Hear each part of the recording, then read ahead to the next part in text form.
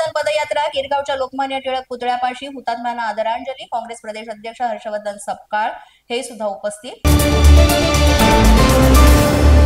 August क्रांती दिनानिमित्तानं रत्नागिरीमध्ये विद्यार्थ्यांची रॅली निघाली। लायन्स क्लब ऑफ रत्नागिरीच्या वतीनं काढलेल्या रॅलीला जिल्हा परिषदेच्या सीईओनी दाखवला हिरवा झेंडा।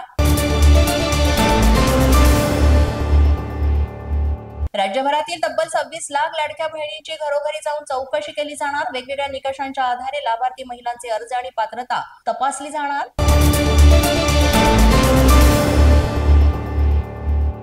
आज देशभरात रक्षाबंधनाच्या सणाचा उत्साह। दुपारी 2:23 राखी बांधण्याचा शुभ मुहूर्त।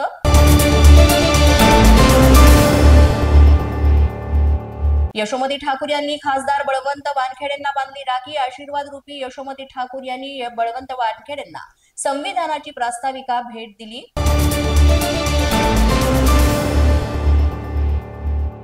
आज देशभरात रक्षाबंधनाचा उत्साह। पंतप्रधान नरेंद्र मोदींनी सर्व देशवासियांना दिल्या रक्षाबंधनाच्या हार्दिक शुभेच्छा।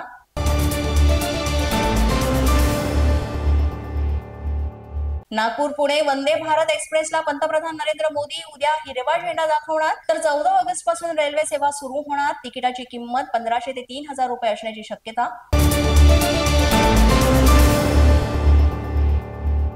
मध्य रेल्वेवरील कल्याण अंबरनाथ बदलापूर दरम्यान रात्रकालीन ब्लॉक। अंबरनाथ ते कर्जत दरम्यानची लोकल सेवा बंद राहणार। शनिवारी रात्री 12:10 ते रविवारी सकाळी 6:55 हा ब्लॉक असणार।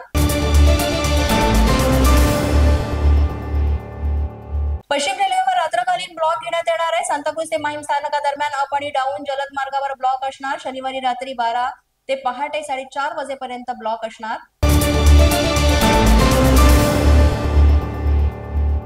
मध्य रेल्वेवर तिकीट तपासणाऱ्यांची कमतरता असल्यानं त्यांची जागा भरून काढण्यासाठी आता तिकीट बुकिंग क्लार्कचा वापर करण्यात येणार आहे आणि यासाठी निविदा जारी। पोलीस माझा न्यूजच्या बातमीपत्रात आज इतकंच। तुम्हाला आमचं बातमीपत्र कसं वाटतंय याबाबत अवश्य अभिप्राय कळवा।